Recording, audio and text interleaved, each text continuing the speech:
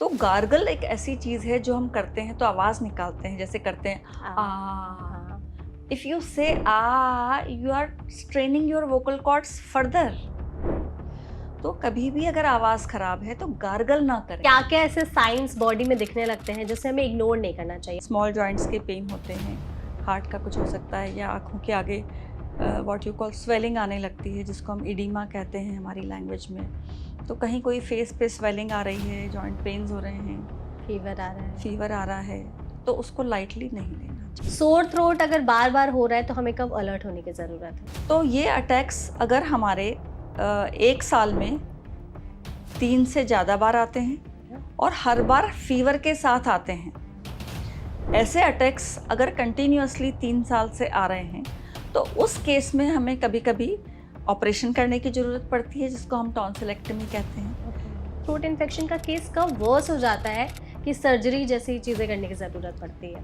बहुत सीवियर जब throat infection हो जाता है तो थ्रोट से इन्फेक्शन गले में आने लगता है, और वो सिचुएशन इतनी भयानक हो जाती है कि मरीज़ को ऐसा लगता है जैसे तो कोई मेरे को, जिसको हम कहते हैं एंजाइना का पेन हो गया। मतलब जब हार्ट अटैक आता है उतना सीवियर पेन पेशेंट को गले में फील होता है। तो उस केस में तो वो इमरजेंसी हो जाती है। उस केस में तो पेशेंट को एडमिट करके गले में कट लगा के वो पूरा इन्फेक्शन निकालना ही पड़ता है। तेज़ जो लोग बोलते हैं या बहुत धीरे धीरे बोलते हैं, क्या बेटर है? जितना आप चिल्लाएंगे या जितना आप कानाफूसी करेंगे, जैसे धीरे धीरे बोलोगे आपको लगेगा कि आप धीरे बोल रहे हो। विस्पर तो विस्पर हमारे गले को, हमारे वोकल कॉर्ड को ज़्यादा नुकसान पहुंचाता है बजाय के चिल्लाने की। तो चुगली करने वाले लोग फिर देखो चुगली बंद हो जाएगी। हाँ बिल्कुल। बहुत सारे लोगों के साथ होता है कि उनकी आवाज़ चली गई, ये क्यों हो जाता है? स्मोकिंग के कारण जो आवाज़ जाती है, स्मोकिंग के कारण जो वोकल कॉर्ड में डिसीज़ आती है, वो 99% कैंसर होती है। तो आवाज़ अगर किसी की जा रही है, बिना बोले आवाज़ जा रही है, तो उसको तो बहुत ज़्यादा सतर्क रहना चाहिए। बच्चे की आवाज़ बड़े होने के बाद भी बच्चे जैसी रह गई है। यस, बहुत। जो बच्चे बहुत ज़्यादा लाड़ प्यार में होते हैं, बहुत ज़्यादा, और माँ भी उस बच्चे से बच्चे की भाषा में बात करती हैं, तो वो बच्चा कभी बड़ा हो ही नहीं पाता है। उसकी आवाज़ भी वैसी की वैसी रहती है। जब एक हार्मोनल चेंज के बाद जैसे जो आवाज़ चेंज होने लगती है, जैसे बॉयज़ की आवाज़ एक एडल्ट के बाद आवाज़ चेंज होती है, तो ये जो आवाज़ होना चाहिए चेंज प्यूबर्टी पे, वो आवाज़ बच्चे की तरह ही रह जाती है। लड़कों की आवाज़ लड़कियों जैसी रह गई और लड़कियों की आवाज़ लड़कों जैसी रह गई, ये भी कोई बीमारी है? तो ये जब लेंथ और टेंशन ये मिसमैच हो जाते हैं बॉय और गर्ल के जेंडर में, तो ये प्रॉब्लम आ जाती है। टॉप 5 ऐसी चीज़ें जो हमें आज से ही बंद कर देनी चाहिए ताकि हमारा थ्रोट सही रहे। सबसे इम्पोर्टेंट है smoking, alcohol, any sort of addiction, जैसे हम टोबैको या जो भी लेते हैं निकोटिन, पान में जो डालते हैं चूना, सारी चीज़ें हमारे गले को अटैक करती हैं।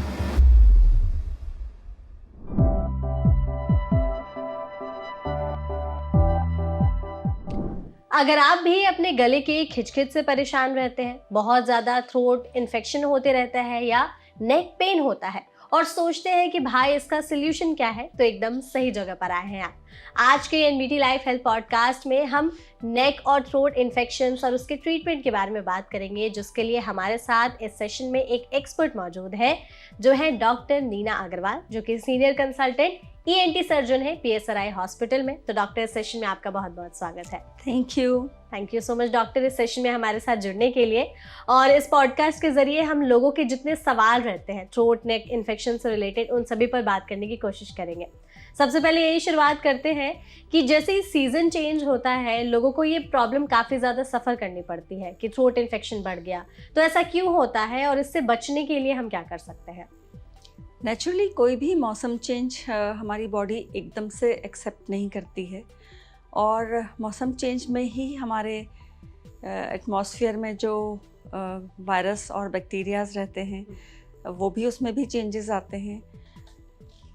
कुछ भी छोटा सा भी अगर अपॉर्चुनिटी इन बैक्टीरियाज और वायरसेस को मिलती है हमारी नेग्लिजेंस के कारण, तो वो अटैक कर जाते हैं। बिल्कुल। और जैसे ही वो अटैक करते हैं सोर थ्रोट हो जाता है हमको। एग्जैक्टली। तो इट्स वेरी कॉमन। अब इससे अगर हमें बचना है तो कुछ चीज़ें होती हैं जो हमें ध्यान रखना है, जैसे कहीं भी बाहर का हमें रॉ फूड नहीं खाना चाहिए। रॉ फूड से मतलब है जैसे अगर हम कहीं पार्टी में जा रहे हैं तो कटा हुआ सैलेड नहीं लेना चाहिए, फ्रूट्स नहीं लेना चाहिए, या योगर्ट वगैरह ऐसी चीज़ें जो जमी हुई रहती है, जो कुक्ड नहीं होती हैं या खुली रखी रहती हैं, वो चीज़ें नहीं लेना चाहिए। जो भी कुक्ड फूड है वो ऑलरेडी बॉइल्ड है या फ्राइड है तो वो स्टराइल होता है। That is the very important thing. पानी भी हमें ऐसे ही कहीं भी नहीं पी लेना चाहिए। पानी के लिए भी थोड़ा रेजिस्टेंस रखना चाहिए, या तो अपनी बॉटल कैरी करें अपने साथ, या पैक्ड बॉटल का पानी ही लें, नहीं लेना चाहिए। आपने डॉक्टर जैसे पानी की बात की, तो बहुत सारे लोगों का जब गला खराब होने लगता है तो वो गर्म पानी पीना शुरू कर देते हैं। मतलब पहले वो नॉर्मल पानी पियेंगे, गला खराब हुआ तो गर्म पानी। कुछ लोग क्या करते हैं, थोड़ा ठंडा थोड़ा गर्म पानी मिक्स करके पीते हैं, तो ये सही है या नहीं? गर्म पानी सिर्फ थ्रोट को सूदिंग इफेक्ट देता है, इसलिए गर्म पानी का रोल है। अदरवाइज एज सच हम बोलें कि गला ठीक करने में गर्म पानी का रोल है तो that is not true. But you can always have room temperature वाला पानी, बट पानी शुड बी हाइजेनिक। ठीक है। और ये जो ठंडा गर्म पानी मिक्स करने वाला कॉन्सेप्ट है, ठंडा गर्म पानी is just to make the temperature to comfort level. That has nothing to do कि आप गर्म पानी और ठंडा पानी मिक्स कर रहे हैं तो उससे कुछ फ़र्क पड़ेगा। कुछ फर्क नहीं पड़ता। ओके। तो जो जैसे डॉक्टर किसी को भी अगर थ्रोट इन्फेक्शन होने लगता है तो क्या क्या ऐसे साइंस बॉडी में दिखने लगते हैं जिसे हमें इग्नोर नहीं करना चाहिए और समझ जाना चाहिए कि ये अब ज़्यादा हो गया है, हमें डॉक्टर के पास जाने की ज़रूरत है? तो सिंपल जो सीजनल सोर थ्रोट होता है उसमें बस पेशेंट्स को गले में ही दर्द होता है और एट द मोस्ट खाना स्वालो करने में तकलीफ होती है। ये सिम्टम्स अगर बढ़ते हैं, जैसे इसमें अगर पेशेंट को फीवर आने लगता है, या कान में दर्द होने लगता है, या बॉडी में लिथार्जीनेस आने लगती है, सिम्टम्स बढ़ते ही चले जाते हैं, तो उस केस में फिर एड्रेस करना चाहिए। ओके। और बहुत ज़्यादा इसकी वजह से कोई प्रॉब्लम भी हो सकती है, कोई बीमारी हो सकती है? Yes, throat infection is basically a streptococcal infection. और ये जो स्ट्रेप्टोकोकस होता है, एक तरह का बैक्टीरिया होता है, ये बॉडी में 3 और ऑर्गन को अटैक करता है। ये स्ट्रेप्टोकोकस एक हार्ट को, किडनी को और जॉइंट्स को। तो कोई भी सोर थ्रोट को हमको बहुत लाइटली नहीं लेना चाहिए, स्पेशली अगर ये रिकरेंट है तो। ठीक है। तो उस केस में पेशेंट को जॉइंट पेन्स हो सकते हैं, स्पेशली ये जो स्मॉल जॉइंट्स होते हैं, स्मॉल जॉइंट्स के पेन होते हैं। हार्ट का कुछ हो सकता है, या आँखों के आगे व्हाट यू कॉल स्वेलिंग आने लगती है, जिसको हम इडीमा कहते हैं हमारी लैंग्वेज में। तो कहीं कोई फेस पे स्वेलिंग आ रही है, जॉइंट पेन्स हो रहे हैं, फीवर आ रहा है, तो उसको लाइटली नहीं लेना चाहिए। ओके। डॉक्टर, बहुत सारे लोग इसमें क्या करते हैं ना कि थ्रोट इन्फेक्शन थोड़ा सा हुआ तो जा करके केमिस्ट के शॉप से एंटीबायोटिक्स खा लेंगे, खुद से ही डॉक्टर बन जाते हैं वो लोग। तो दवाई खुद से लेनी कितनी गलत चीज़ है इसमें, और कब हमें डॉक्टर के पास जाना चाहिए? ये जो आपने बताया कि जाके केमिस्ट से दवाई ले लेते हैं, ये सबसे बड़ी गलती पेशेंट भी करता है और फार्मासिस्ट भी करते हैं। करेक्ट। फार्मासिस्ट ने ये बिल्कुल इनकरेज नहीं करना चाहिए कि दवाई हम आपको दे देते हैं और इससे आप ठीक हो जाएंगे।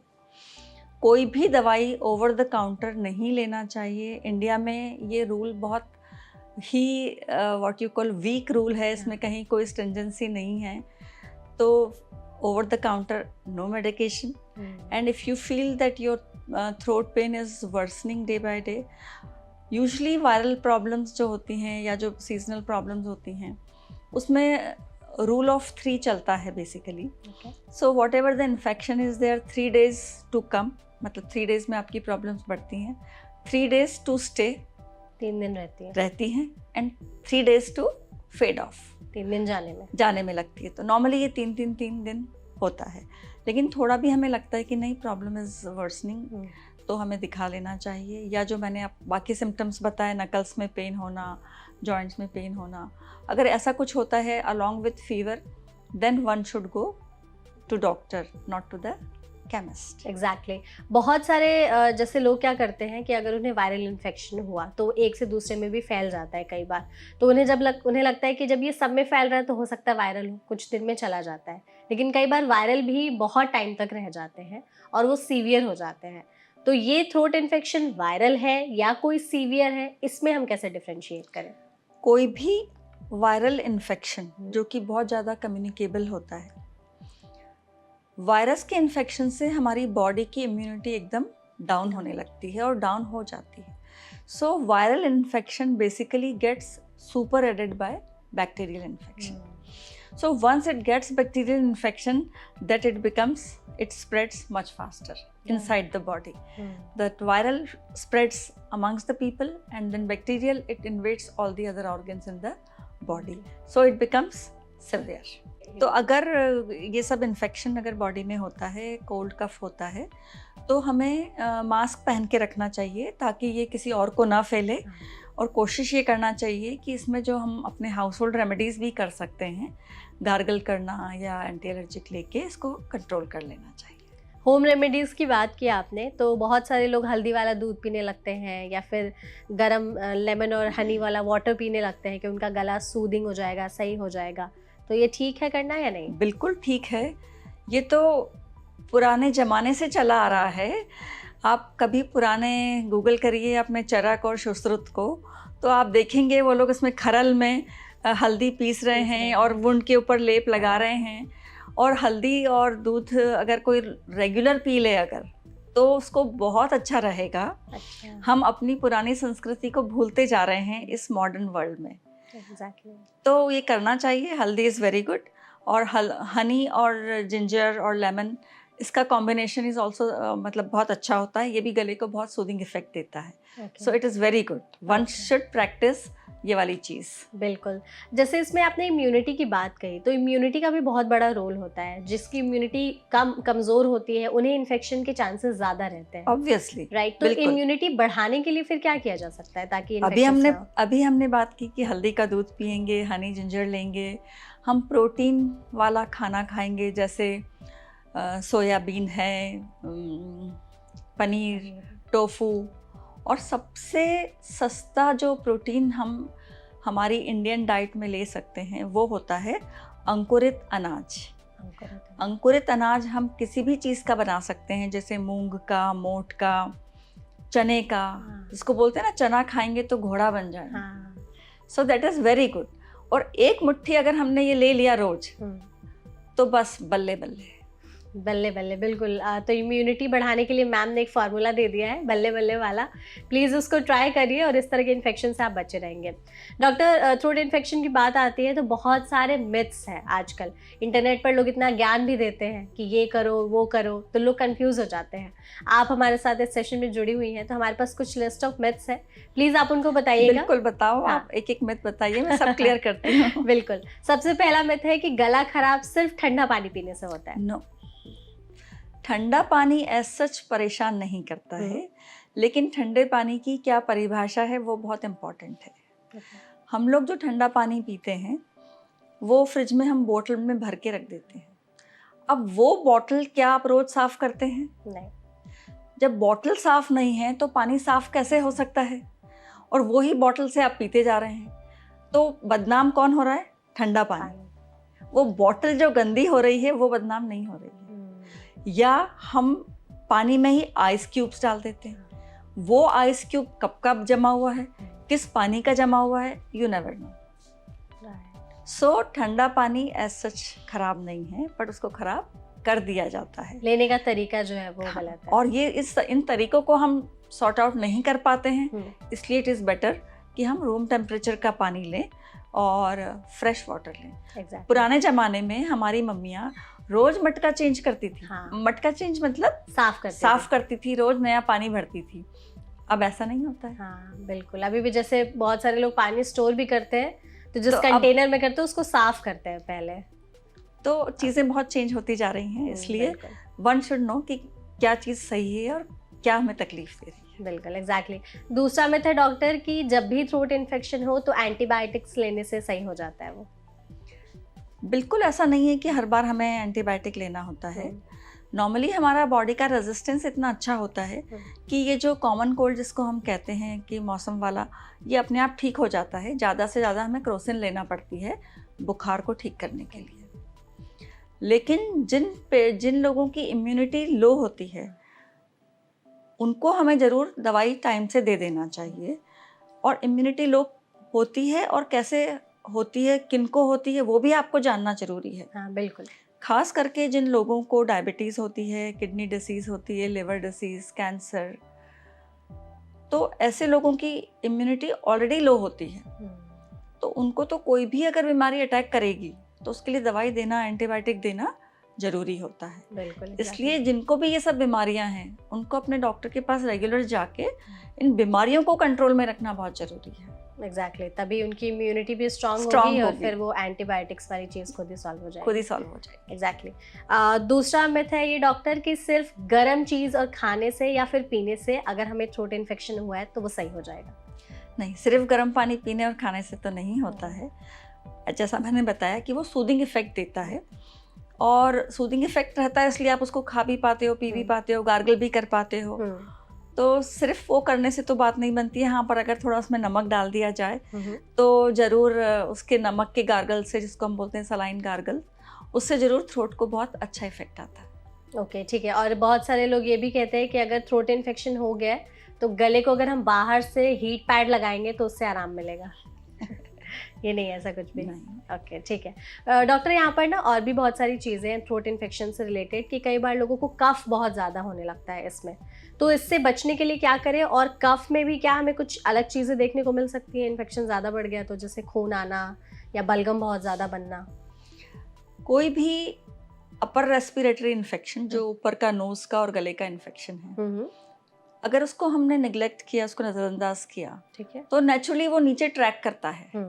नीचे ट्रैक करेगा तो नेचुरली हमारे लंग्स में जाएगा, फेफड़ों में जाएगा, और वो फेफड़ों को भी इन्फेक्ट करेगा। पूरी बॉडी में म्यूकस या पानी हमेशा बनता रहता है हर ऑर्गन को लुब्रिकेट करने के लिए। तो जब ये जो लुब्रिकेशन वाला पानी में अगर बैक्टीरियाज और वायरस मिल जाएंगे तो वो ही हमारा बलगम के फॉर्म में बन जाएगा और वो बलगम आने लगेगा। इन्फेक्शन जहाँ ज़्यादा होता है वहाँ हमारी ब्लड वेसल्स ज़्यादा हो जाती हैं, क्योंकि हमारी बॉडी वहाँ खून ज़्यादा भेजती है लड़ने के लिए उस जगह को। तो जब ये कंजेशन हो जाता है, जिसे हम कंजेशन कहते हैं, तो थोड़ा भी खांसी जोर से आएगी अगर, तो कोई ब्लड वेसल्स रप्चर हो जाती हैं और उसमें फिर बलगम में खून आता है और फिर पेशेंट डर जाता है कि हमें तो खून वाली बलगम आई है। तो उसमें भी डरने का कुछ नहीं है, जहाँ आप जोर लगाएंगे वहाँ ये सब होगा। लेकिन फिर भी अगर ऐसा होता है तो बिना डॉक्टर की सलाह के हमें कुछ भी नहीं करना चाहिए। ठीक है, और पैनिक भी नहीं करना। हाँ बिल्कुल, पैनिक नहीं करना चाहिए। सोर थ्रोट अगर बार बार हो रहा है तो हमें कब अलर्ट होने की ज़रूरत है? सोर थ्रोट में बेसिकली जो बार बार होता है वो टॉन्सिलाइटिस होता है, या किसी किसी को एलर्जी होती है तो एलर्जिक फेरेंजाइटिस उसको हम कहते हैं। और एलर्जी किस किस चीज़ से हो सकती है? एलर्जी इस वर्ल्ड में हर किसी से भी हो सकती है, depends body to body. Body to body. तो ये अटैक्स अगर हमारे एक साल में 3 से ज़्यादा बार आते हैं और हर बार फीवर के साथ आते हैं, ऐसे अटैक्स अगर कंटिन्यूअसली 3 साल से आ रहे हैं तो उस केस में हमें कभी कभी ऑपरेशन करने की ज़रूरत पड़ती है, जिसको हम टॉन्सिलेक्टमी कहते हैं। जो टॉन्सिलेक्टमी के अब बहुत कम हमको अब सर्जरी करनी पड़ती है, लेकिन क्योंकि अब आप जैसे लोगों के पॉडकास्ट के ज़रिए, सोशल मीडिया के ज़रिए लोगों को बहुत इन्फॉर्मेशन मिल गई है, तो दे टेक केयर ऑफ, मतलब अपना अपना ध्यान वो खुद रखते हैं। तो अगर इस तरह से अटैक आ रहे हैं कि 3 to 4 एपिसोड्स हर साल ऐसे कंसिक्यूटिव कंटिन्यूस 3 साल से अगर आ रहे हैं तो उस केस में टॉन्सिलेक्टमी लगती है। या जिसको एलर्जी होती है, एलर्जी के कारण ये बार बार हो रहे हैं अगर, उस केस में हम ऐसा यहाँ पे स्किन के ऊपर टेस्ट करते हैं, जैसे हम स्किन प्रिक टेस्ट कहते हैं। उसमें हम काफ़ी सारे, कम से कम 100 एलर्जेंस उसमें हम डिटेक्ट कर पाते हैं। और उन एलर्जेंस में कुछ एरो एलर्जेंस होते हैं जो एटमॉस्फेयर में होते हैं, जो हवा में होते हैं। कुछ फूड एलर्जन होते हैं जो कि हम रोज़मर्रा में खाते हैं। तो बहुत आसान होता है, क्योंकि हिंदुस्तान में लोग समझते ही नहीं है कि फूड एलर्जी नाम की भी कोई चीज़ होती है। वो एक्सेप्ट ही नहीं करते, एक्सेप्ट ही नहीं करते हैं कि खाने से भी कोई एलर्जी हो सकती है। तो वो खाने की एलर्जी अगर हमें स्किन प्रिक टेस्ट में पता चल जाएगी तो हम वो खाना अवॉइड कर सकते हैं, बंद कर सकते हैं। और एक ज़माना था हिंदुस्तान में जब मम्मी दिन के 4 मील बनाती थी, ब्रेकफास्ट भी बनाएंगी, लंच भी बनाएंगी, शाम को स्नैक भी बना के देंगी और डिनर भी बना के देंगी। धीरे धीरे हम वेस्टर्नाइजेशन पे जा रहे हैं और हम भी खाना 7 दिन का फ्रिज में बना के रख देते हैं या बाजार से डब्बा ले आते हैं, पैक्ड फूड ले आते हैं, प्रेजर्वेटिव्स होते हैं उसमें। तो प्रेजर्वेटिव्स तो मोस्ट कॉमन कारण है एलर्जी का। ओके। तो अगर किसी को फूड एलर्जी है और उसकी वजह से उसको क्या क्या रिएक्शंस अपने मतलब थ्रोट पे हो सकते हैं जिसको उसे नज़रअंदाज नहीं करना चाहिए? फूड एलर्जी भी इसी फॉर्म में आती है, पेन हो रहा है गले में, छींकें आने लग जाती है, खांसी आने लग जाती है, खाना नहीं खा पाते हैं। सो सिम्टम तो एलर्जी के और इन्फेक्शन के ऑलमोस्ट सेम होते हैं, पर एलर्जी के जो सिम्टम है वो अचानक आते हैं, अचानक चले जाते हैं। जब तक उसका इफेक्ट रहता है तो अचानक चले जाते हैं। और अगर हम बिना एलर्जी के पीरियड में अगर पेशेंट को देखें तो गला देखने में बिल्कुल नॉर्मल लगता है। हाँ। ऐसा लगता ही नहीं है कि कभी इनको कोई तकलीफ भी रही होगी। हाँ।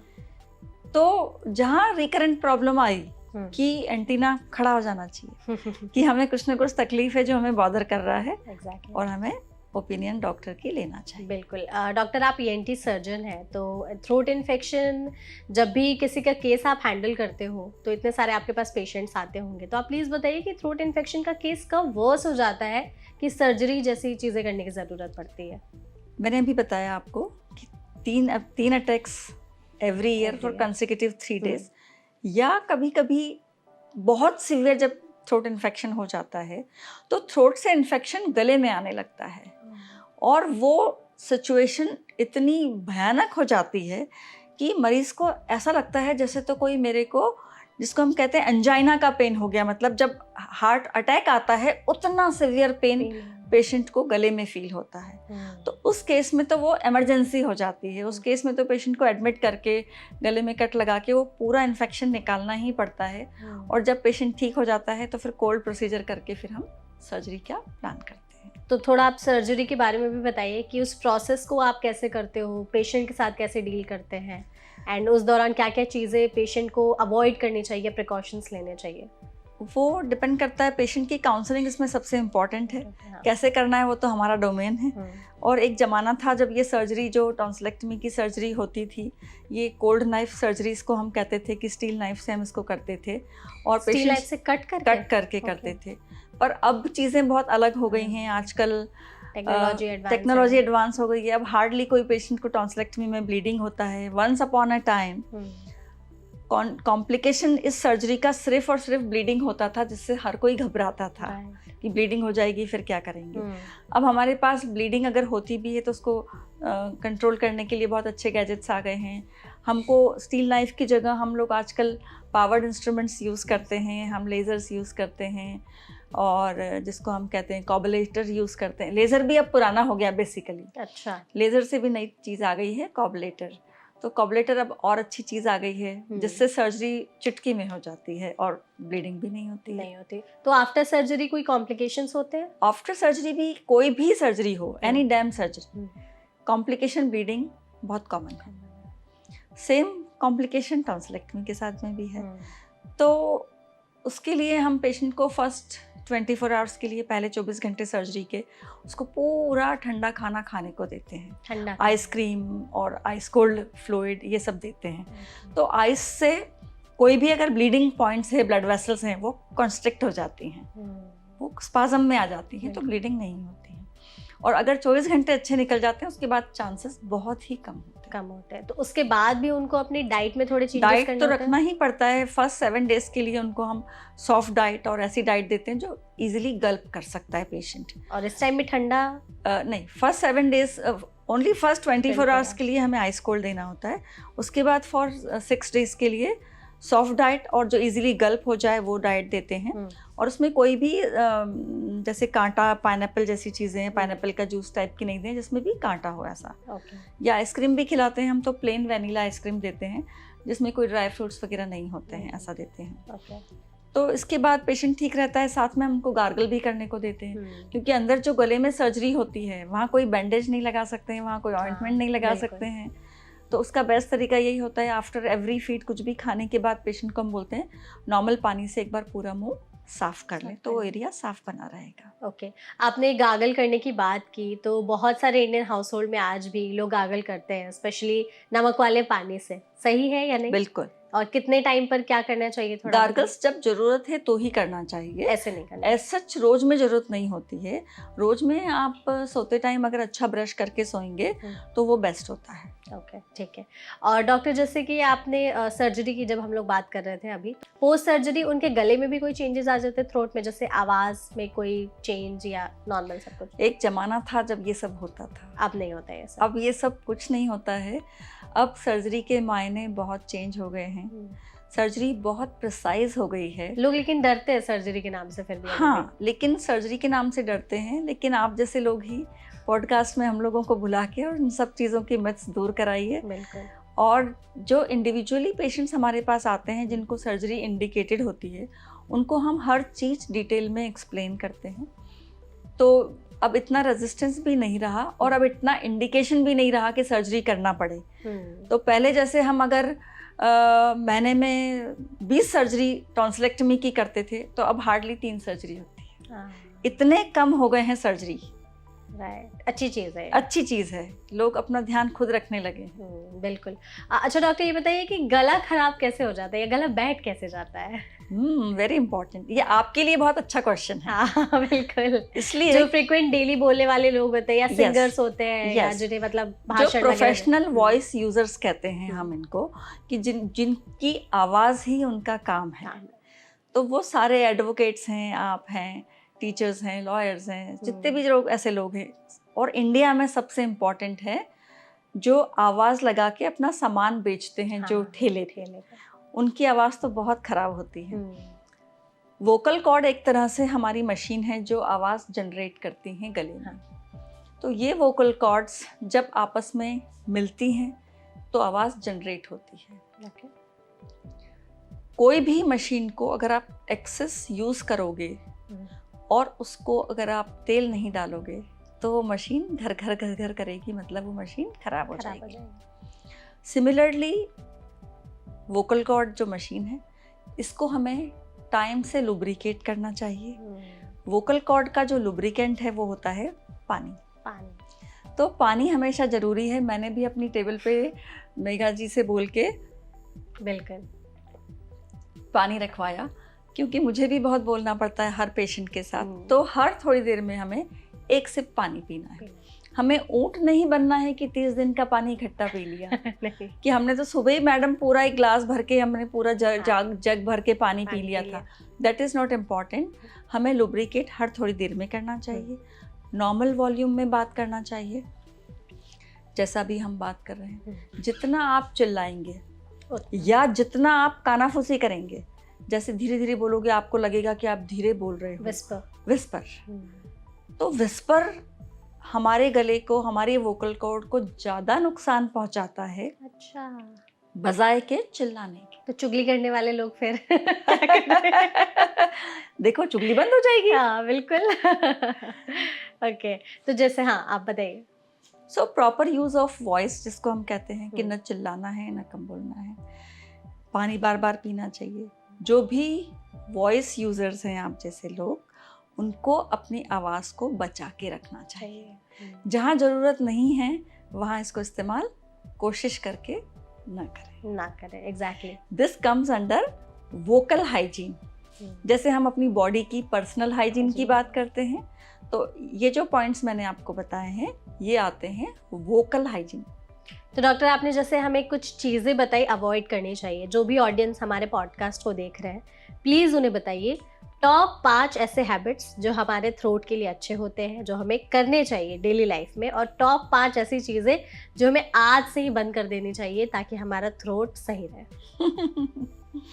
आप अगर ये सवाल का जवाब मुझसे लेंगे तो मेरी तो दुकान बैठ जाएगी। अरे नहीं, और लोग आएंगे आपके पास इसके बाद अपने प्रॉब्लम्स को लेकर। ठीक है, तो गला खराब नहीं हो उसके लिए गले का बहुत ध्यान रखना है।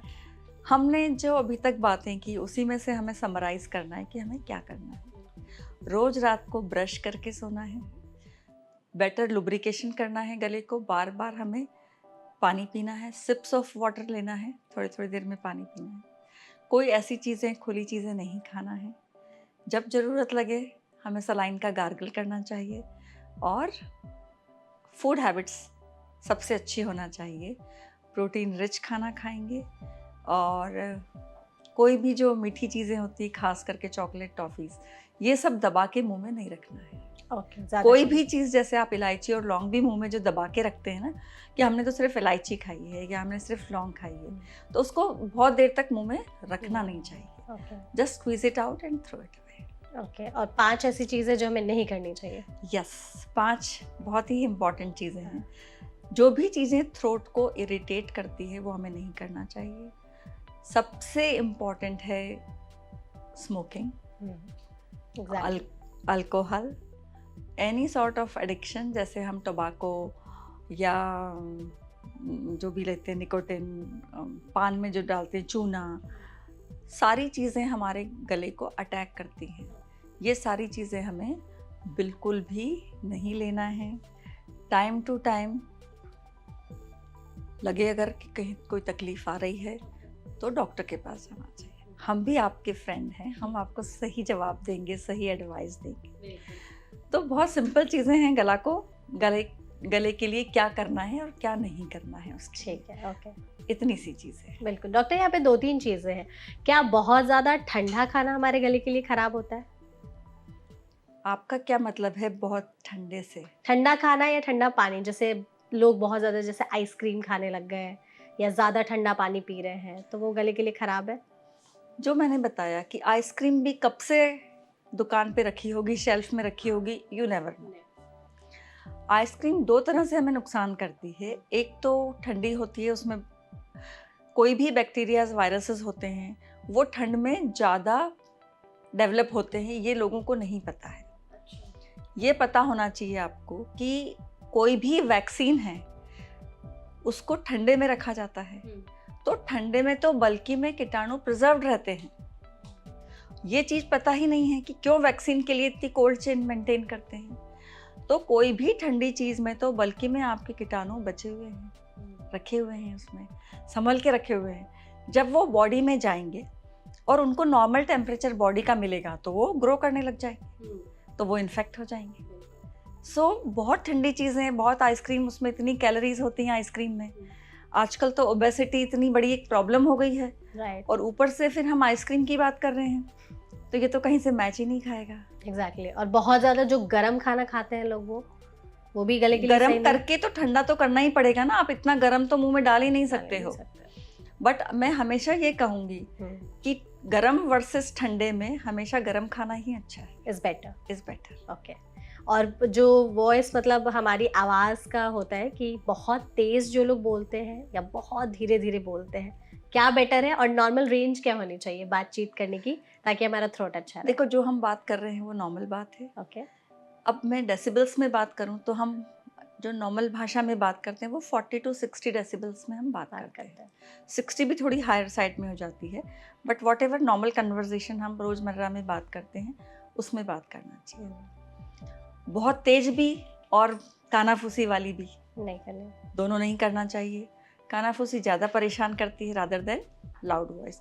लेकिन हमें ये दोनों चीज़ें करना ही क्यों है? हमें नॉर्मल ही बात करना चाहिए। खास करके जो नई मदर्स हैं उनके लिए मैं वो बोलूँगी कि वो बच्चों को इतना डांटती रहती। ज़्यादा डांटने से एक तो आप अपनी आवाज़ ख़राब कर रहे हो, दूसरा उस बच्चे पे उसका असर ही नहीं होगा। माँ तो रोज़ ही डांटती रहती है, क्या क्या सुनना है, आदत हो जाएगी।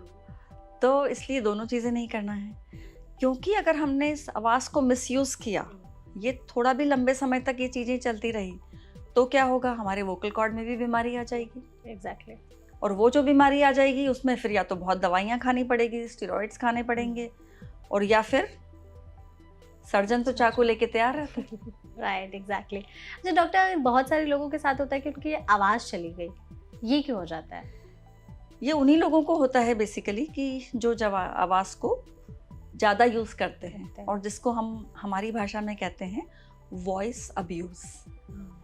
आवाज़ को आपने ज़्यादा दुखी कर दिया। तो उस केस में फिर वोकल कॉर्ड के ऊपर गिठान बन जाती है, कोई पॉलिप बन जाता है, या उसके अंदर बहुत ज़्यादा सूजन आ जाती है। और ये सारी चीज़ें फिर ऐसी हो जाती हैं कि जो वापस नहीं हो पाती, जिसको हम कहते हैं इर्रिवर्सिबल डैमेज हो गया वोकल कॉर्ड को, जो कि वापस ठीक दवाइयों से नहीं किया जा सकता है। तो फिर इसका कोई सोल्यूशन नहीं है। उस केस में फिर surgeon comes into the role. Surgeon का रोल चालू होता है और उसमें फिर एक बहुत सिंपल सर्जरी होती है जो कि बहुत प्रिसाइज सर्जरी होती है। मिलीमीटर्स में हम उसको ऑपरेट करते हैं। तो वोकल कॉर्ड के ऊपर अगर कोई गिठान आ गई है, दाना आ गया है, स्वेलिंग आ गई है, तो उसको हम दूरबीन के थ्रू, बिना कोई बाहर कट लगाए, मुंह के अंदर से दूरबीन के थ्रू जाके और वो ऑपरेशन करते हैं। और ऑपरेशन करना तो आसान है, हम ऑपरेशन कर देंगे, लेकिन अगर आपने अपनी हैबिट ठीक नहीं की तो फिर से वही नोड्यूल आ जाएगा, वही पॉलिप आ जाएगा। तो सर्जरी करने के बाद में फिर हम एक स्पीच थेरेपी सेशन देते हैं जिसमें पेशेंट को सही तरह से बोलना सिखाया जाता है। अच्छा, ठीक है। फिर ठीक होता है। ओके। और ठीक हो जाता है। और कभी ऐसा हुआ है कि मतलब उनकी आवाज़ वापस नहीं आई हो? देखो, ऐसा नॉर्मली नहीं होता है। हम्म, जो आवाज़ नहीं आती है या जो भी होते हैं प्रॉब्लम्स, वो न्यूरोलॉजिकल प्रॉब्लम्स होते हैं। वो न्यूरोलॉजिकल प्रॉब्लम्स के लिए बहुत कुछ नहीं कोई कर सकता है। बट हाँ, ये जितनी भी हमारी ईएनटी की डिसीजेस मैंने अभी बताई हैं, उसमें हम बहुत इजीली ये सर्जरी कर सकते हैं। इजीली ये रिजल्ट भी अच्छे आते हैं। ओके। तो आपने जैसे एक चीज़ यहाँ बताई कि आवाज़ चला जाना, बहुत ज़्यादा मतलब वोकल कॉर्ड नॉड्यूल्स और पॉलिप्स कब डेवलप होने लगते हैं और उनका हम ट्रीटमेंट कैसे करें? कब डेवलप होंगे ये पेशेंट टू पेशेंट डिपेंड करता है। कुछ लोगों को थोड़ा ही बोलने से इतनी तकलीफ हो जाती है और कुछ लोग जब बरसों बोलते हैं तो जाके उनको डेवलप होता है। तो कितने दिन में डेवलप होगा ये कहना बहुत मुश्किल है। ओके। और क्या रीजंस होते हैं? वॉइस अब्यूज ये सबसे बड़ा रीजन है। 90% voice abuse. Okay. Plus throat irritation, smoking, alcohol, ये सब चीजें। स्मोकिंग भी बहुत तंग करती है। और जो स्मोकिंग के कारण जो आवाज़ जाती है, स्मोकिंग के कारण जो वोकल कॉर्ड में डिसीज आती है, वो 99% कैंसर होती है। तो आवाज़ अगर किसी की जा रही है, बिना बोले आवाज़ जा रही है, तो उसको तो बहुत ज़्यादा सतर्क रहना चाहिए। ओके। तो थ्रोट कैंसर के केसेस आपने हैंडल किए? थ्रोट कैंसर हम लोग डायग्नोस करते हैं। हाँ, डायग्नोस करते हैं। और डायग्नोस करके अब हमारी ये स्पेशल ब्रांचेस आ गई हैं। तो जब मैं स्टूडेंट थी तब कैंसर और ईएनटी एक ही में आता था। हेड एंड नेक का कैंसर और ईएनटी एक ही में आता था। लेकिन अब इतना डाइवर्सिफिकेशन हो गया है, सब चीज़ें अलग अलग हो गई हैं। तो पेशेंट पहले आवाज़ चेंज से हमारे पास ही आएगा और हम इसे डायग्नोस करके हम अपने जो कैंसर स्पेशलिस्ट कलीग्स होते हैं, ये हम उनको ट्रांसफ़र कर देते हैं। ओके। तो जैसे थ्रोट कैंसर के क्या सिम्टम्स हो सकते हैं? क्या क्या चीज़ें चेंजेस दिखाई देने लगते हैं थ्रोट में? सबसे इम्पॉर्टेंट है आवाज़ चेंज होना। फिर दूसरा कॉमन सिम्टम है कि पेशेंट को सॉलिड खाने में, मतलब रोटी खाने में तकलीफ़ होती है। तो हम राइस खा लेते हैं, खिचड़ी खा लेते हैं, पानी पी लेते हैं, लेकिन सॉलिड फूड गल्प करने में प्रॉब्लम आती है। या किसी किसी को सिम्टम ये पेशेंट निगलेक्ट भी कर लेता है, लेकिन गले के अंदर गिठान डेवलप होती है कि भाई हमें थोड़े दिन से ये स्वेलिंग दिख रही है गले में। तो स्वेलिंग कैसे पता करी? तो जी हमने शेविंग किया तो हमको ऐसा लगा कि यहाँ पे कोई गिठान है क्या। अच्छा। और वो गिठान जो खास करके दर्द नहीं कर रही है, नहीं करे दर्द। ओके। तो ज़्यादा डेंजरस है। वो ज़्यादा डेंजरस है। जो भी गिठान दर्द नहीं कर रही है उसमें उसके कैंसर होने के चांसेस बहुत ज़्यादा हैं। और जो गिठान दर्द कर रही है उसके इन्फेक्शन होने के चांसेस ज़्यादा है। तो किसी भी तरह की कोई भी गिठान अगर बॉडी में आती है उसको लाइटली नहीं। और थ्रोट कैंसर में कितने चांसेस है कि आपकी आवाज़ जा सकती है या कोई ऐसी चीज़ हो सकती है जो कभी ठीक नहीं होगी? डिपेंड करता है कैंसर कितना फैला है। क्या स्टेजेस इसके भी अलग अलग होते हैं? इसकी भी स्टेजेस अलग होती हैं और पुराने ज़माने में वही है ना, इन्वेस्टिगेशंस बहुत नहीं होते थे, पता ही नहीं चलता था कितना फैला है। आज के ज़माने में जो टेस्ट्स होते हैं उसका हम कोई भी एक जगह का जो कैंसर होता है वो पूरे बाकी शरीर में भी फैल सकता है। तो थ्रोट का भी कैंसर फैल सकता है पूरे Yes. शरीर में? कहाँ का कौन कौन सा थ्रोट organ? का कैंसर सबसे ज़्यादा पहले लोकल में स्प्रेड करेगा और नीचे स्प्रेड करेगा। बहुत कम चांसेस होते हैं कि थ्रोट का इन्फेक्शन कोई बहुत ज़्यादा स्प्रेड करे, क्योंकि तब तक तो वो दिख ही जाता है। बट वो जो बाकी जगह के कैंसर हैं जिनकी आज हम बात नहीं करेंगे, तो वो बॉडी में बहुत जल्दी फैलते हैं। तो उसके लिए भी हमें एक बहुत अच्छा टेस्ट आ गया है आजकल, पेट सीटी करके, उसकी बात हम ना करें। बट कोई भी सिम्टम आता है उसको नज़रअंदाज ना करें, बिल्कुल। या वेट रिड्यूस होने लगता है पेशेंट का। ये भी थ्रोट कैंसर का सिम्टम है? Yes, okay. क्योंकि पेशेंट क्या करता है, उनको सॉलिड खाने में तकलीफ है तो वो बाकी चीज़ें खा रहा है, तो वो खा तो रहा है बट वो क्वांटिटी उतनी नहीं जाती है जितनी जाना चाहिए, तो पेशेंट को वेट लॉस होने लगता है और वो पता नहीं चलता है। बिल्कुल। तो डॉक्टर, कोई ऐसे टेस्ट है कि थ्रोट इन्फेक्शन को पहचाना जा सके? जैसे बहुत सारे मेडिकल टेस्ट और हेल्थ चेकअप्स आते हैं, तो गले के लिए भी है कोई टेस्ट? नहीं, एक चीज़ और देखिए, मैंने नहीं बोली आप, थ्रोट के कैंसर में कोई भी ज़बान का, दांत का, गले का कैंसर अगर होता है तो पेशेंट कान के दर्द से आता है। कान के दर्द से? यस, These are ये interrelated. बहुत ही इम्पॉर्टेंट चीज़ है कि आवाज़ में बदलाव है, खाने में तकलीफ है, कभी कभी पेशेंट सिर्फ और सिर्फ कान का दर्द बोलता है। अच्छा। तो ये जो, क्योंकि जो पूरा गला है और ENT है, ईयर नोज थ्रोट, ये आपस में कनेक्टेड हैं, तो कोई भी अगर गले का प्रॉब्लम होता है तो वो सेम नर्व कान को भी तकलीफ पहुंचाती है, और बाकी सब चीज़ें पेशेंट बोलता है मुझे और कोई तकलीफ ही नहीं है, सिर्फ कान में दर्द है। तो कोई अनएक्सप्लेन्ड दर्द होता है, उसको भी हमें ध्यान करना चाहिए। एग्जैक्टली। डॉक्टर, आपके पास इतने सारे केसेस आते हैं, आप आए दिन हैंडल करती हैं, तो क्या ऐसे मोस्ट कॉमन प्रॉब्लम्स पेशेंट्स आपके पास लेकर के आते हैं?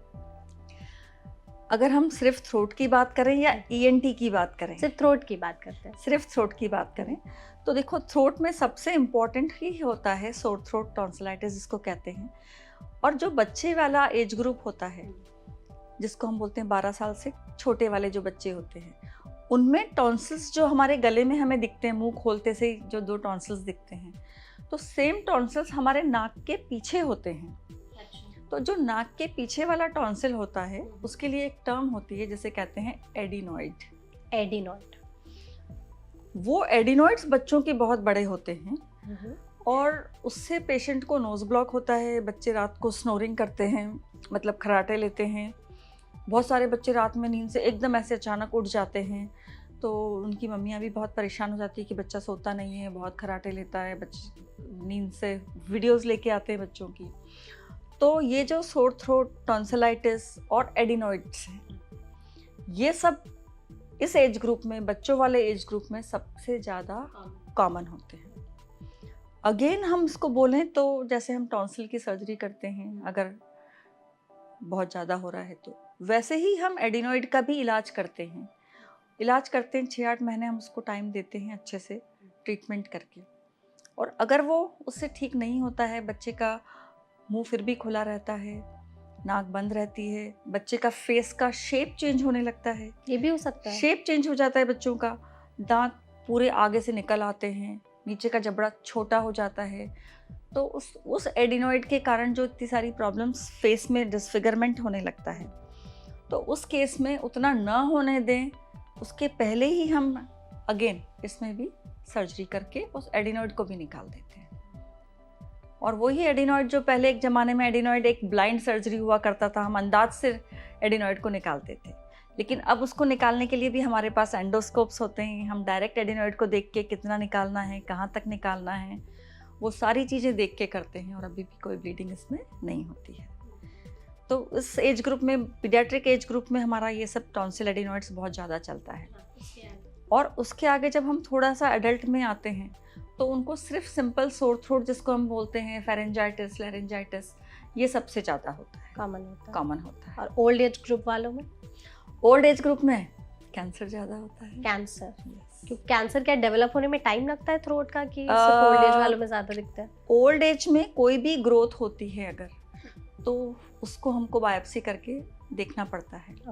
फिर जो पेशेंट्स स्मोकिंग करते हैं या अल्कोहल लेते हैं, जो भी वॉटेवर बेवरेजेस जो भी करते हैं लंबे टाइम तो जब क्रॉनिक इरिटेशन गले में होता है, लंबे समय के लिए अगर गले को कोई तंग करता है तो वो कैंसर में डेवलप होता है। तो कोई भी अगर पेशेंट को आवाज़ में चेंज है 45 इयर्स के आसपास की एज ग्रुप के अंदर, तो फिर अगेन हम लोग सोचते हैं कि नहीं, इट इज़ ऑलवेज वाइजर कि इनका दूरबीन से जांच किया जाए, जिसको एंडोस्कोपी कहते हैं। एंडोस्कोपी में ही हमें पता चल जाता है कि उसको देख के पता चल जाता है कि ये जो गिठान है, ये जो वोकल कॉर्ड के ऊपर हमें दिख रही है बीमारी, ये किस तरह की हो सकती है।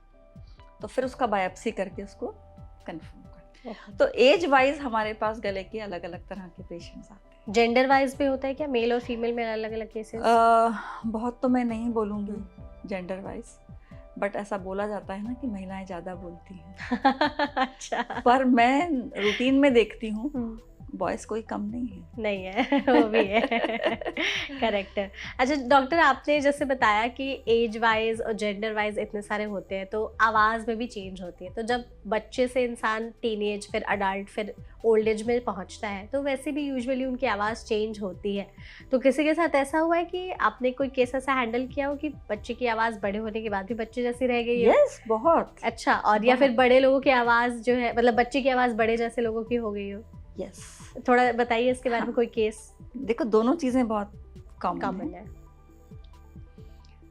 ये हार्मोनल चेंजेस होते हैं बॉडी में जो कि हमारी आवाज़ को रेगुलेट करते हैं। ठीक है। न सिर्फ हार्मोनल चेंजेस, हमारे जो मनोवैज्ञानिक असर जो हमारे बॉडी में होता है या हमारी फैमिलीज में होता है, उससे भी ये आवाज़ रेगुलेट होती है। आवाज़ जहाँ से जनरेट होती है, जिसे हम वोकल कॉर्ड्स कहते हैं, बेसिकली वोकल कॉर्ड होती क्या है, ये मसल्स होती हैं। तो वोकल कॉर्ड एक तरह की मसल है जो कि जिसके कॉन्ट्रैक्शन और रिलैक्सेशन से वोकल कॉर्ड्स आपस में अप्रॉक्सीमेट होती है और खुलती हैं और ये आवाज़ प्रोड्यूस करती हैं।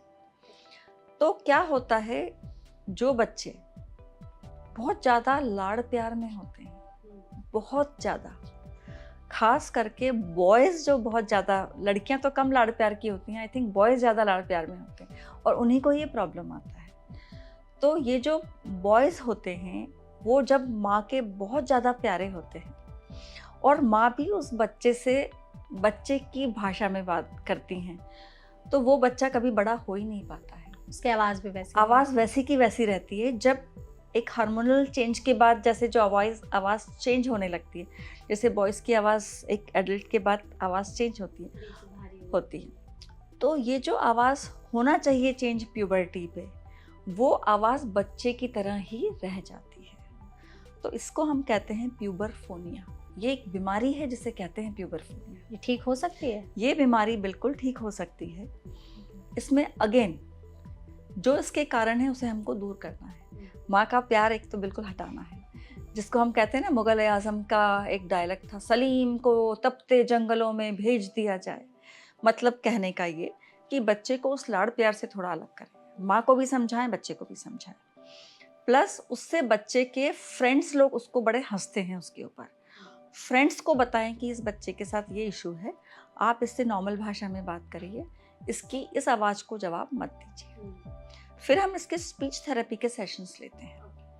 तो स्पीच थेरेपी में कैसे वोकल कॉर्ड को मॉड्यूलेट करना है, मतलब वोकल कॉर्ड्स को किस तरह से कॉन्ट्रैक्ट और रिलैक्स कराना है, वो उसमें सिखाया जाता है। तो 99% पेशेंट्स सिर्फ इन दो चीज़ों से ठीक हो जाते हैं। तो प्यूबरफोनिया बहुत सिंपल प्रॉब्लम है जिसे कि हम इजीली टैकल कर सकते हैं। तो डॉक्टर, ऐसा भी होता है क्या जैसे लड़कों की आवाज़ लड़कियों जैसी रह गई और लड़कियों की आवाज़ लड़कों जैसी रह गई, ये भी कोई बीमारी है थ्रोट से रिलेटेड? जैसा कि मैंने बताया, वोकल कॉर्ड्स एक मसल्स है। मसल का टोन और लेंथ बॉयज़ और गर्ल्स का अलग अलग होता है। जब हमारा ये जो सिस्टम है, जिसको हम यहाँ थायराइड कार्टिलेज बोलते हैं, जहाँ वोकल कॉर्ड्स अटैच रहती है, क्रिकॉइड कार्टिलेज में अटैच रहती है, तो ये जब लेंथ और टेंशन ये मिसमैच हो जाते हैं बॉय और गर्ल के जेंडर में, अच्छा, तो ये प्रॉब्लम आ जाती है। तो बेसिकली ये ज़्यादा करके स्ट्रक्चरल प्रॉब्लम है, और ये जो स्ट्रक्चरल प्रॉब्लम है ये सर्जरी करके इसको भी ठीक किया जा सकता है। ओके। लेकिन कुछ लोगों को पसंद है तो चलने देते हैं। right. या अगेन कोशिश पहले ये की जाती है कि हमारे ईएनटी के साथ में ही हमारे पास स्पीच लैंग्वेज पैथोलॉजिस्ट होते हैं, अच्छा, जो कि कान का सुनाई का जांच भी करते हैं और जो गले का आवाज़ का भी जांच करते हैं। तो वो लोग इन चीज़ों में बहुत माहिर होते हैं, जो कि सिंपल स्पीच थेरेपी से भी इसको ठीक किया जा सकता है। लेकिन अगर लेंथ का कोई इशू होता है तो फिर उसके लिए हमें सर्जरी करके और उस लेंथ को बढ़ाना पड़ता है। ओके, ऑल्दो ये चीज़ें बहुत अभी इतनी नहीं हैं, अच्छे से नहीं होती हैं, लेकिन जो देखा होगा, आपने सुना होगा, लोग जेंडर भी चेंज करते हैं। हाँ हाँ। तो जो लोग जेंडर चेंज करते हैं वो लोग फिर आवाज़ भी चेंज कराते हैं। अच्छा, उस पर आवाज़ चेंज हो जाती है? ओके, तो ये सर्जिकल प्रोसेस सही हो जाती है? वो फिर सर्जिकल प्रोसेस होती है, जिसको हम नॉर्मली डिस्करेज करते हैं कि कितना सक्सेस होगा, अभी उसको भी थोड़ा और डेवलप होना है। पर हाँ, काफ़ी होता है ये सब। ओके, तो डॉक्टर, जिनका जैसे प्रोफेशन होता है कि उनके थ्रोट का बहुत काम है, जैसे सिंगर्स हो गए कि उन्हें गाना है, और जो लोग एकदम हाई वॉल्यूम और हाई पिच पर गाते हैं, या जो लोग जैसे लेट सपोज भाषण देने वाले लोग हो गए जिन्हें कंटिन्यूअस बोलते ही रहना है, नेताजी बोलिए ना। हाँ, पॉलिटिशियंस जो है कि कंटिन्यूअस उन्हें बोलते ही रहना है, तो इनका तो वोकल कॉर्ड मतलब बहुत ज़्यादा एक्सप्लॉइट हो चुका है, तो फिर इन्हें क्या प्रॉब्लम होती है? कोई भी चीज़ एक्सप्लॉइट नहीं होती है, उसको हम एक्सप्लॉइट करते हैं। राइट। तो एक्सप्लॉइट करना नहीं चाहिए, जैसा मैंने बताया कि जहाँ ज़रूरत पड़े आप चुप हो जाइए, गॉसिप ना करें। जैसे अगर आपको भाषण देना है तो भाषण देने से पहले आप अपना वॉइस को रेस्ट दे लीजिए, भाषण देने के बाद थोड़ा रेस्ट दे लीजिए। जब आप कम्यूट कर रहे हो, इधर से उधर कहीं जा रहे हो, तो गाड़ी में आंख बंद कर लीजिए, फ़ोन बंद कर दीजिए, तो आवाज़ को आराम रहेगा। हमेशा एक गिलास पानी अपने टेबल पे रखिए। कुछ लॉजेंजेस होती हैं जो गले को थोड़ा सूदिंग इफेक्ट देती है, वो आप गले में रखिए। और रेगुलरली आप ईएनटी डॉक्टर से मिलते रहिए कि कहीं कोई वोकल कॉर्ड के ऊपर कोई इफेक्ट तो नहीं आ रहा है। क्योंकि सिंपल मेडिसिन ऐसी होती हैं जो वोकल कॉर्ड की स्वेलिंग को कम कर देती हैं। बहुत से लोग मुझे फ़ोन करते हैं कि आवाज़ बहुत बैठ गई है और कल तो मुझे भाषण देना ही है। तो उस केस में फिर हमारे पास इमरजेंसी मेडिसिन भी होती हैं जो दे के हम तुरंत आवाज़ ठीक भी कर लेते हैं। बट ये सब चीज़ें अगर इस्तेमाल नहीं करना पड़े तो ज़्यादा अच्छा है। बिल्कुल, प्रिकॉशंस हम लेंगे तो वो ऑलवेज ज़्यादा अच्छा है। ओके। एक लोगों में बहुत मिथ है कि हम गार्गल्स करेंगे तो ठीक हो जाएगी, तो आवाज़ ठीक हो जाएगी। पर जिसकी भी आवाज़ खराब है उसको गार्गल तो बिल्कुल भी नहीं करना चाहिए। नहीं करना चाहिए, बिल्कुल भी नहीं करना चाहिए। सबसे बड़ा मिथ तो यही बस्ट हो गया। तो गार्गल एक ऐसी चीज़ है जो हम करते हैं तो आवाज़ निकालते हैं, जैसे करते हैं आ। If you say ah, you are straining your vocal cords further. तो कभी भी अगर आवाज़ खराब है तो गार्गल ना करें। आप माउथ वॉश कर सकते हो, लेकिन गार्गल करके अपनी आवाज़ को और खराब मत करिए। ओके। अच्छा डॉक्टर, बहुत स्टीम ले सकते हैं थोड़ा, वो ज़्यादा बेटर है। डॉक्टर, बहुत सारे लोगों को जैसे थ्रोट में इचिंग या इरिटेशन होने लगती है, तो ये क्यों होती है? और बहुत सारे लोग जैसे खिचखिच से भी परेशान रहते हैं, तो आवाज़ इरिटेशन, सोर थ्रोट, ये सब एक ही चीज़ है। जो हमने बात किया कि कुछ भी खाने से होता है, खाने की एलर्जी से होता है। इतना पॉल्यूटेड दिल्ली है हमारा, हम इतना सब पोल्यूशन मुंह में ले रहे हैं, उस पोल्यूशन में कितने इरिटेंट है हमें पता ही नहीं है। तो डस्ट और पोल्यूशन से भी हो सकता है? यस। और जब हम बात करते हैं ना, आप बोलोगे कि वो तो हम इनहेल करते हैं, तो आप इनहेल ही कर रहे हो ऐसा नहीं है। जब आप बोलते हो तो आपका मुंह खुलता है, मुंह खुलेगा वो तो उसमें भी चला जाएगा। करेक्ट। तो ये तो हमारा इंटीग्रल पार्ट हो गया है पोल्यूशन। बिल्कुल। तो बस यही है कि मास्क लगा के रखियो, जब बाहर निकलेंगे हम थोड़ा पानी पीते रहिए ताकि वो सब वॉश आउट हो जाए। बिल्कुल, that's it. Exactly. Lastly doctor, थोड़ा टॉन्सिल के बारे में भी बताइए कि टॉन्सिल क्यों हो जाता है, हमारे थ्रोट को ये कैसे ज़्यादा मतलब कितना अफेक्ट करता है, और अगर किसी को टॉन्सिल हो गया है तो कौन से वार्निंग साइंस हमें ध्यान देने चाहिए और कब डॉक्टर के पास जाना चाहिए? टॉन्सिल्स जो हमारे गले में दो स्ट्रक्चर्स सामने दिखते हैं जब हम मुंह खोलते हैं, साइड में दोनों में, ये बेसिकली लिम्फॉइड टिश्यू होते हैं। इसका मतलब ये होता है कि बॉडी में कहीं भी अगर कोई तकलीफ होती है, पूरे बॉडी में ऐसे बहुत सारे लिम्फॉइड टिश्यू होते हैं, द होल बॉडी, बट क्योंकि गले में ये सबसे पहले दिखते हैं और ये बहुत बड़े होते हैं, सामने दिखते हैं, इसलिए हम इनकी ज़्यादा बात करते हैं। तो ये सेना होती है बेसिकली, ये हमारा बॉडी का पुलिस चौकी है हमारी। अच्छा। तो जहाँ हमारे को तकलीफ़ होती है, गले में खिचखिच होती है, कुछ भी होता है, तो ये हमारे को बेसिकली हमारे लिए सेना इकट्ठी करते हैं। लेकिन बेचारे सेना इकट्ठी करते करते खुद इन्फेक्ट हो जाते हैं, खुद ही तकलीफ़ में आ जाते हैं। तो ये जो सेना वाला काम इनका होता है बेसिकली बॉडी की इम्यूनिटी बनाने का काम होता है, ये पूरा पहले 1 और 2 साल की उम्र तक ये काम ख़त्म हो जाता है। उसके बाद इनका कोई बहुत काम होता नहीं है, लेकिन हाँ फिर भी ये बेचारे कोशिश करते हैं कि जो इन्फेक्शन होता है वो ले लेते हैं और इन्फेक्ट होते रहते हैं, दवाइयाँ ले लेके ठीक होते रहते हैं। लेकिन जब इन्फेक्शन इनके अंदर सेट हो जाता है, मतलब अब दवाई से भी ठीक नहीं होता है या दवाई लो उतनी देर ठीक रहता है, वो फिर हो जाता है। तो पेशेंट को क्या कंप्लेंट्स होगी? सबसे पहले ये कि वही गले में दर्द हो रहा है, खाना खाने में भी तकलीफ़ हो रही है क्योंकि आसपास के एरिया में भी इन्फेक्शन हो जाता है, सांस लेने में तकलीफ़ होती है क्योंकि इसका साइज़ बड़ा हो जाता है। तो गला जो है हमारा वो एक क्रॉस रोड है जिसको हम कहते हैं कि जहाँ से सांस भी जा रही है, जहाँ से खाना भी जा रहा है। पेशेंट को सांस लेने में भी तकलीफ़ होती है, मुंह खुला रहता है, खर्राटे आने लग जाते हैं, फीवर आने लग जाता है। तो ये सारी तकलीफ़ें जब पेशेंट्स को बहुत बार बार होती है, बार बार हमें एंटीबायोटिक ही खाने पड़ते हैं। नॉर्मली तो हम गार्गल करके सलाइन गार्गल और क्रोसिन वगैरह खा के ठीक कर लेते हैं, लेकिन जब हर बार हमें एंटीबायोटिक लेना पड़ रहा है, 3 साल हो गए हैं, जिससे हमारे बॉडी की ग्रोथ नहीं हो पा रही है, खास करके बच्चों में। बच्चा फेलियर टू थ्राइव बोलते हैं कि बच्चा ग्रो ही नहीं हो पा रहा है, कितना भी खिला दो, कुछ भी कर दो, वो तो सब टॉन्सिल ही ले जाता है उसका खाना। तो उस केस में फिर डॉक्टर की सलाह लेके और बेटर है इसको ऑपरेट करा दिया जाए, वही सर्जरी निकाल दिया जाए। ओके। ऑलवेज वाइजर, क्योंकि इसका शरीर में कोई भी काम नहीं होता है। अगेन एक ये मिथ है कि टॉन्सिल जो है वो हमारा गार्ड है और वो निकाल देंगे तो इन्फेक्शन ज़्यादा होगा। ऐसा नहीं है, क्योंकि ये काम इसका पहले 1 और 2 साल में ख़त्म हो जाता है। तो इनके कोई साइड इफेक्ट्स तो नहीं है टॉन्सिल निकालने के बाद? कोई साइड इफेक्ट नहीं होता है अब इस मॉडर्न टेक्नोलॉजी में कोई तकलीफ नहीं होती है। ठीक है, thank you so much doctor, आपने सब चीज़ों के बारे में इतने अच्छे से बताया। एक टेक होम स्ट्रॉन्ग मैसेज जो आप हमारी ऑडियंस को देना चाहेंगे जो इस पॉडकास्ट को देख रहे हैं, कि अगर किसी को थ्रोट से रिलेटेड कोई प्रॉब्लम हो रही हो तो किसके पास जाना चाहिए, क्योंकि मोस्टली लोगों को पता भी नहीं होता है, तो और क्या क्या चीज़ें जो हमें अपनी हैबिट्स में लानी चाहिए ताकि हमारा थ्रोट अच्छा रहे? एक कोई मैसेज आप हमारी ऑडियंस को देना चाहें तो? सबसे इम्पॉर्टेंट ये होता है कि लोग थ्रोट इन्फेक्शन में जनरल प्रैक्टिशनर या फिजिशियंस के पास जाते हैं, जो कि गलत है। अब हर चीज़ का क्लासिफिकेशन हो चुका है। गले के लिए आप गले के डॉक्टर के पास ही जाइए, कोई भी चीज़ों को निगलेक्ट मत करिए और जो डॉक्टर सलाह दे उसको पूरी तरह से मानिए। डॉक्टर के पास हम सिर्फ दवाई लेने ही नहीं जाते हैं, हम डॉक्टर की सलाह लेने भी जाते हैं। जो डॉक्टर दवाई नहीं लिखेगा तो आप ये सोचेंगे ना कि हमने फीस तो दी पर दवाई तो एक भी नहीं लिखी। तो अच्छी चीज़ है ना, दवाई नहीं खानी पर ये पेशेंट्स को समझना चाहिए कि दवाई नहीं लिखी ये कितनी अच्छी बात है, और हमें सिर्फ टिप्स दी हैं।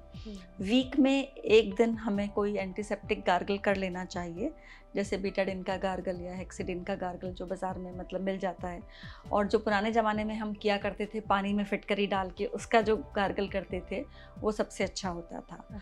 तो कोई हमको एक एंटीसेप्टिक गार्गल सप्ताह में 1 बार, everyday brushing the teeth regularly, और प्लेन वाटर गार्गल भी अगर आप रात में करके सोएंगे तो वो भी अच्छा होता है। उसमें कुछ नहीं होता है। हमारे गले की रिस्पेक्ट करिए, हमारी आवाज़ की रिस्पेक्ट करिए, कोई फालतू चीज़ें इधर उधर ना खाएं। Exactly, thank you so much doctor, आप इस पॉडकास्ट में हमारे साथ जुड़ी, आपने बहुत अच्छे तरीके से सब कुछ और इतने प्यार से इतने आराम से एक्सप्लेन किया। थैंक यू सो मच हमें अपना टाइम देने के लिए।